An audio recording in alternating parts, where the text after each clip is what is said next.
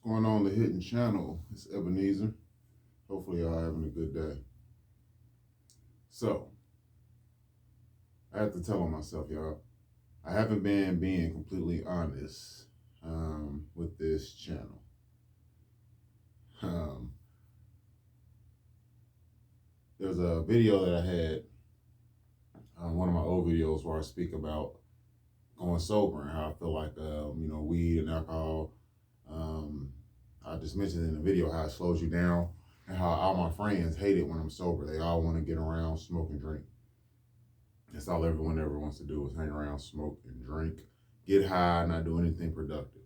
So I said I was tired of having friends like this, and I wanted to be sober because I knew me being sober was me as a better person, more productive, sharper in the brain. I don't know if y'all can tell, but there's a difference between my first videos and the videos I'm shooting now. The difference is, which is me telling on myself, I started smoking weed again, started smoking and drinking again. And I can tell just by looking at my videos, my thoughts aren't as clear, in my opinion. And I struggle with speaking. I can just tell myself that I'm not sober-minded in these videos, even with the topics I speak on and how I articulate myself with these topics. Now, weed isn't necessarily a bad thing. I guess it depends on who you are. I have a very addictive personality, so I'm glad, the things that I've always got addicted to was weed, alcohol, food, and sex. Those are my four biggest addictions, which all of those can cost money. Women cost money, food costs money, weed definitely costs money, and alcohol costs money. My weed habit is by far the most expensive. I'm liable to spend, if I have it, $500 a week on weed if I'm making decent money. Now, I got off house arrest. If y'all don't know, I did 3 years house arrest. I got off house arrest with a whole game plan of how to come up.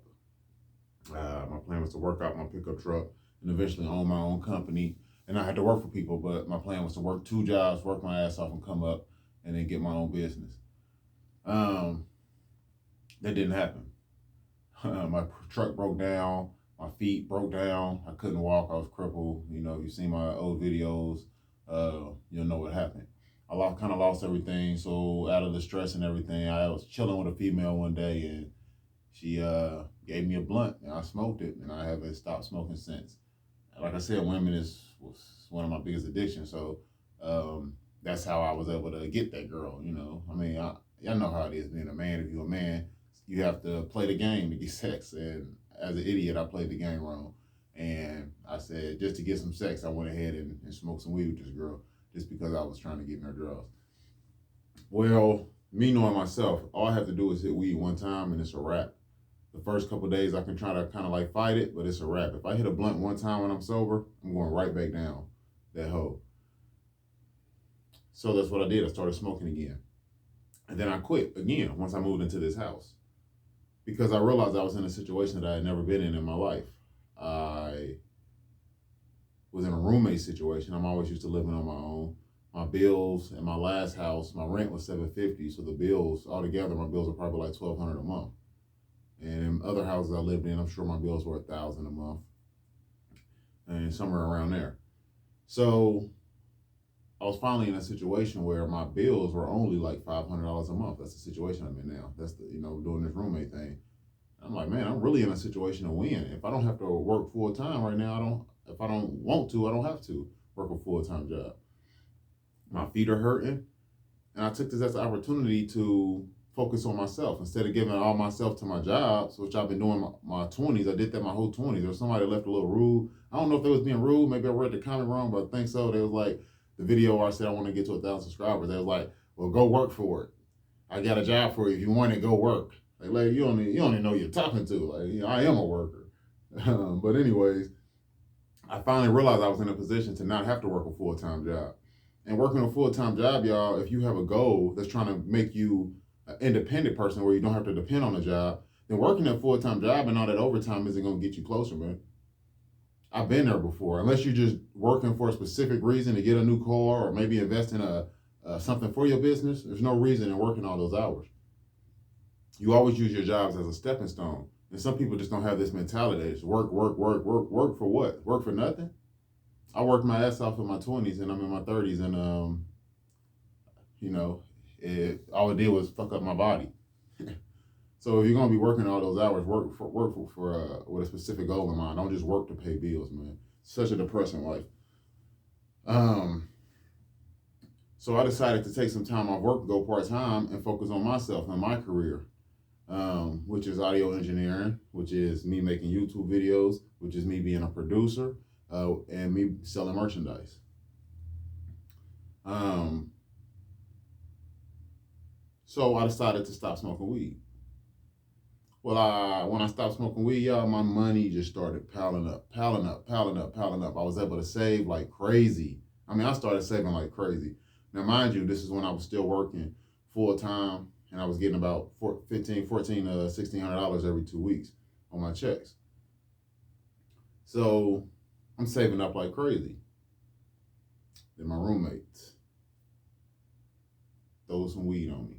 She did not want me to go sober. She told me, just like my other friends, everyone wants me to stay high. She told me she wants me to stay high because I'm funner when I'm high.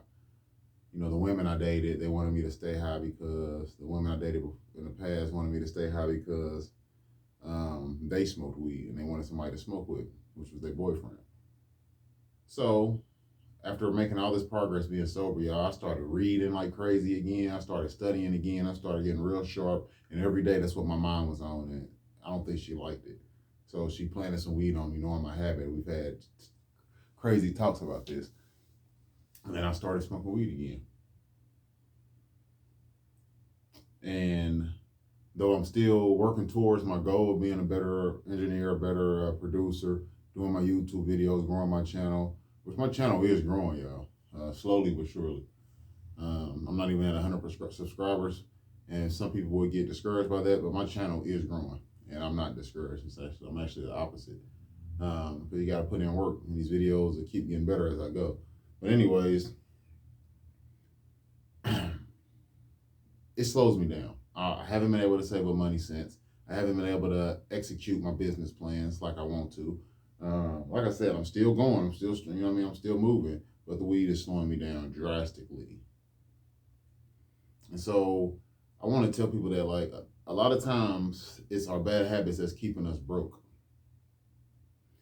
A lot of times it's that weed, it's that alcohol, it's the women that you spending money on, all that dining out, going out to eat, trying to be fly. Everybody want to have $300 shoes on their feet and Yeezys on their feet and have a nice car with this expensive car payment and pull up to, and you only making 30,000 a year, 35,000 a year, 40,000 a year, just trying to impress everyone else.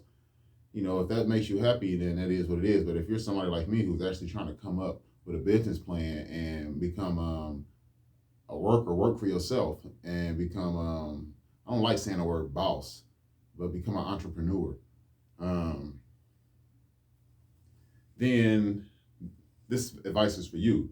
Leave those bad habits alone, man. When I stopped smoking weed, how much I was able to save was ridiculous. What I was able to get done was ridiculous.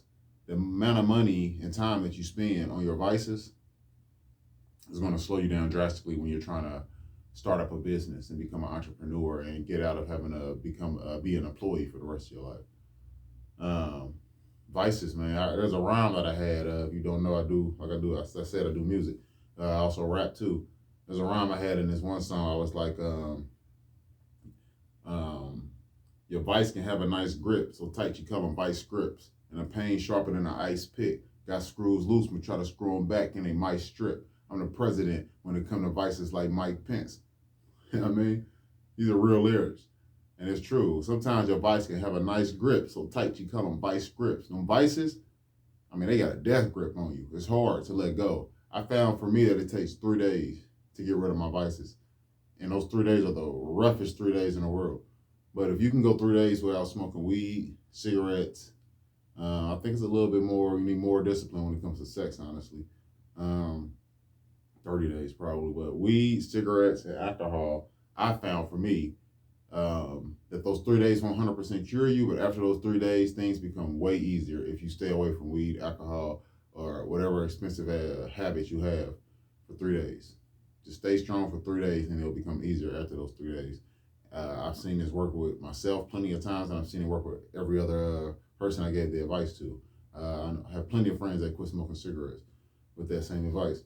Because I used to smoke cigarettes too, and I quit smoking cigarettes. It's probably been 3 years since I smoked cigarettes. So that's why I wanted to do this video about y'all, your vices. I wanted to be open and transparent about my struggle right now, and I already know that all it takes is 3 days for me to go sober. I could start today as day one, but I know it's not gonna happen. I know I'm gonna want some weed by the end of the day, and you have to find out what it is that makes you want to dive into these vices so hard.